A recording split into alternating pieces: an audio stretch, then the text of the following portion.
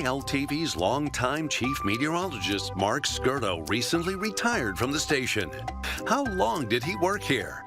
If you said 38 years, you are absolutely correct. Mark set the tone for what would become the most trusted and reliable weather source in East Texas. And we're proud to see his work carried on with Katie Vossler at the helm.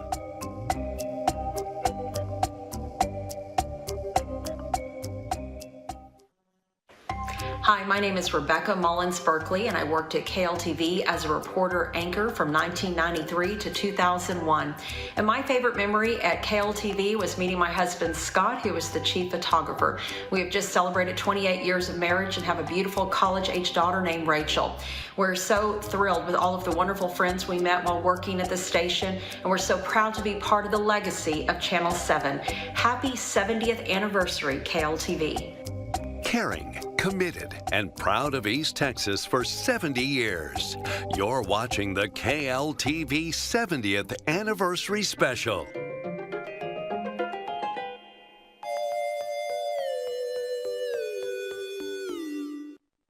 I'm KLTV 7 News anchor Blake Holland. In most cases, a local television station is defined by its news product, as is the case here at KLTV. At the start of every newscast, you hear the words caring, committed, and proud of East Texas.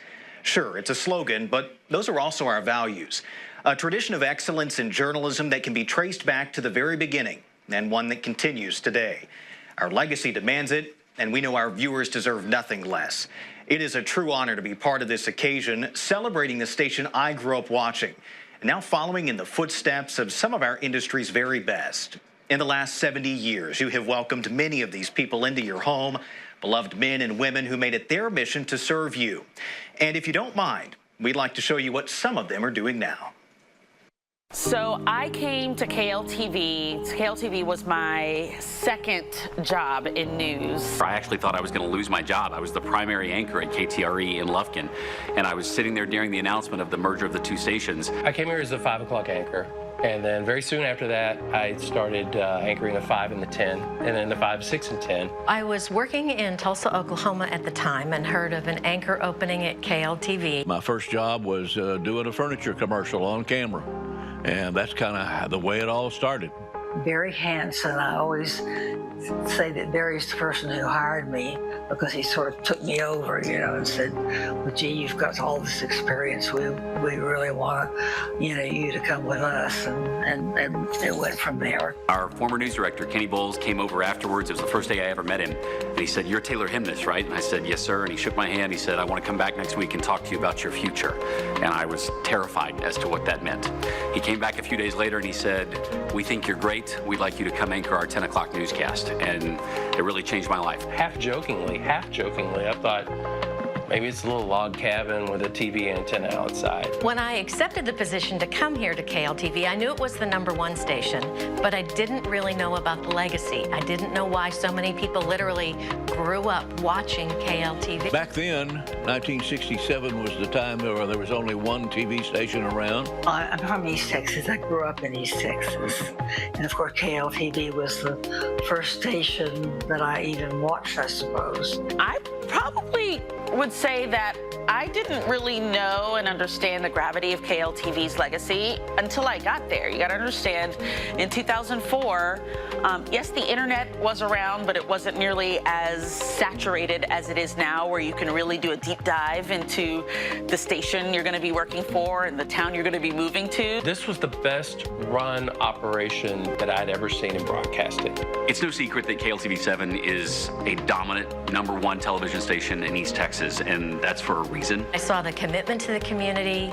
I saw the can-do spirit attitude that KLTV embodies about always going above and beyond. The responsibility we had as journalists to make sure we were the #1 station in the market, and make sure that we were the #1 place that people will go to when they want to know their news of the day. If you said I worked at KLTV to someone, they would, "Oh, really?" And so it was just always a great opportunity, whether you were trying to do a job for somebody or whatever the case may be. One thing that I keep thinking is that we were so careful about bringing the audience both sides of the story, whether it's politics or whatever. And I find that that's something that has changed a lot. Now, and for the last 7 years since leaving KLTV, I am the morning anchor here at KSHP 41, the NBC station in Kansas City. Now, I am the 4 p.m. and 11 p.m. anchor at Fox 5 Atlanta in Atlanta, Georgia. I'm the director of the Heart Gallery East Texas, which shares photos and stories of children who are in foster care with the hope of finding them forever families. I'm retired. I drive cars for some of the car dealerships when they want them delivered to places. Mostly, I'm with family, but I do, I moved here from another suburb of Austin, and I still have a lot of friends there, and I go to a Bible study class there. What most people don't know that we're watching at home was that I'd been the assistant news director for like 12 years or something like that. But then people at home would see me on the set, you know, come news time. Eventually, I realized that I enjoyed that part of my job as much, if not more, than the part of being on television. When the opportunity, you know, arose for me to take on the role of news director, which is what I do now, I did it. That was about 7 years ago.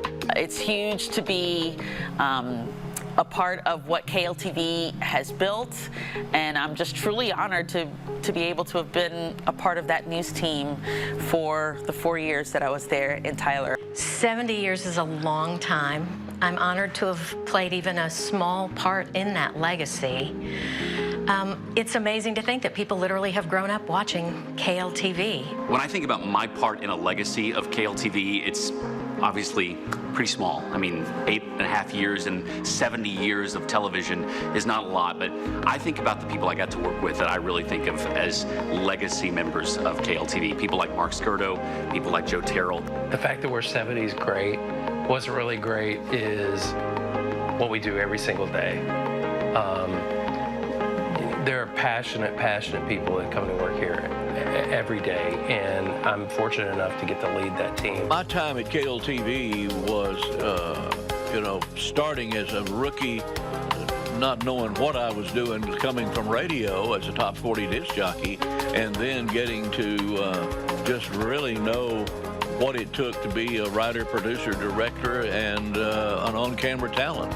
East Texas is home, and it's a very special place. You know, when you meet people and you find out where they're from, they may say, oh, New York or Chicago, but if it's from East Texas, they'll say East Texas, not just Texas, but East Texas, because it is very special. And I do miss it, and I miss you. And I appreciate all of you watching, whether you're still in East Texas or wherever you are. I love you. Another face and voice you might remember is Horus McQueen with the Farm and Ranch News. Horus was a staple on KLTV for almost 30 years, and people still ask about him to this day. Unfortunately, we were not able to coordinate an interview with Horus, but we're happy to report that he's still enjoying retirement and his family. Here's what he had to say when he retired back in 2000. Let me tell you what, I'll probably see these people more after retirement than I do now. At least I'll have a chance to stop in a place and have a cup of coffee and not have to worry about getting up at 4 o'clock the next morning. We're going to let Friday be Friday and sign off rather than see you Monday morning at 6 o'clock. Probably just say, God bless you, and I'll see you down the road. Thanks, Blake. And thanks to everyone in that piece for sharing their experiences and stories. I was fortunate enough to work with just about everyone featured, and I can say without a doubt that this station is better because of their work in this building. But there are a few that we didn't get to hear from because they're sadly no longer with us. And I'd like to take a moment now to remember them.